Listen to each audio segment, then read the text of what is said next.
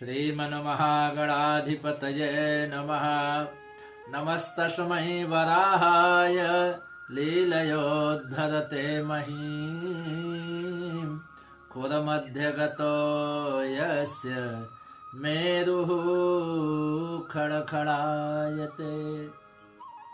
वाराह पुराण के 17वें भाग में एक बार हम सभी पुनः दशमी तिथि के महात्म्य एवं दिशाओं की उत्पत्ति की कथा श्रवण करते हैं। मुनिवर महातपा कहते हैं कि हे राजन, अब जिस प्रकार भगवान श्री हरि के कानों से दिशाओं की उत्पत्ति हुई वह कथा मैं विस्तार से कहता हूँ, आप उसे ध्यान से सुनिए। जिस समय सृष्टि के आरंभ में ब्रह्मा जी को यह चिंता हुई थी कि मैंने प्रजाओं की उत्पत्ति की, लेकिन इन प्रजाओं का आधार क्या होगा, उस समय उनके विचार करते ही परम प्रभु के कानों से 10 तेजस्वी कन्याओं का प्रादुर्भाव हुआ। राजन, उनमें से वह पूर्वा, दक्षिणा, पश्चिमा, उत्तरा, ऊर्ध्वा और अधरा, ये 6 कन्याएं तो मुख्य मानी जाती हैं। साथ ही उन कन्याओं के मध्य में 4 और कन्याएं जो परम सुंदरी, रूप वाली, गंभीर भाव वाली तथा महाभाग्यशालिनी थी। उस समय उन सभी कन्याओं ने बड़ी नम्रता के साथ शुद्ध स्वरूप ब्रह्मा जी से प्रार्थना की कि हे देवेश्वर, आप प्रजा के पालक हैं, हमें स्थान देने की कृपा कीजिए। हमें ऐसा स्थान चाहिए जहां हम सभी अपने पतियों के साथ सुखपूर्वक निवास कर सकें। अव्यक्त जन्मा प्रभु ने कहा, कमनीय कटिभाग से शोभा पाने वाली दिशाओं, यह ब्रह्मांड 100 करोड़ का विस्तार वाला है। इसके अंतर्गत तुम संतुष्ट होकर यथेष्ट स्थानों पर निवास करो। मैं शीघ्र ही तुम्हारे अनुरूप सुंदर एवं नवयुवक पतियों का भी निर्माण कर देता हूँ। तदनंतर इच्छा अनुसार तुम सभी अपने अपने स्थान को चले जाओ। मुनिवर महातपा कहते हैं कि हे राजन, जब ब्रह्मा जी ने इस प्रकार कहा तो वह सभी कन्याएं इच्छित स्थानों को चल पड़ी।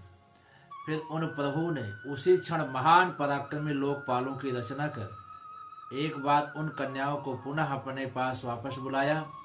उनके आ जाने पर लोक पितामह ब्रह्मा जी ने उन कन्याओं का उन लोकपालों के साथ विवाह कर दिया।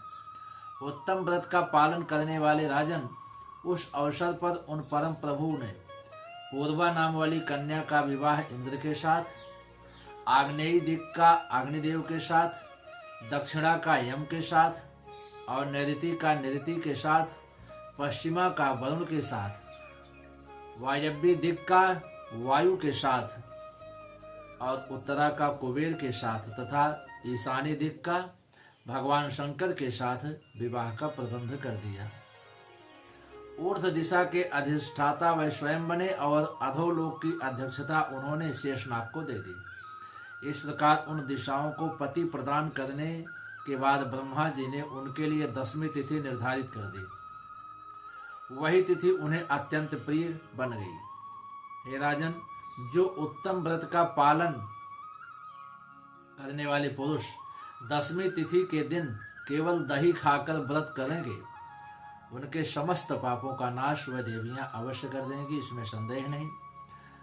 जो मनुष्य अपने मन को वश में करके दिशाओं के जन्मादि से संबंध रखने वाले इस अद्भुत प्रसंग को श्रवण करेंगे, वह इस लोक में प्रतिष्ठा प्राप्त करते हुए अंत में ब्रह्मलोक को प्राप्त करेंगे, इसमें कोई संदेह नहीं है। आप सभी इस प्रसंग को पूरा सुने और शेयर करें, जिससे आपके इष्ट मित्र भी इस प्रसंग से लाभान्वित हों। सब्सक्राइब अगर नहीं किए हैं चैनल को तो सब्सक्राइब करें, लाइक कमेंट करें, शेयर करें। बोल बाराह भगवान की जय हो।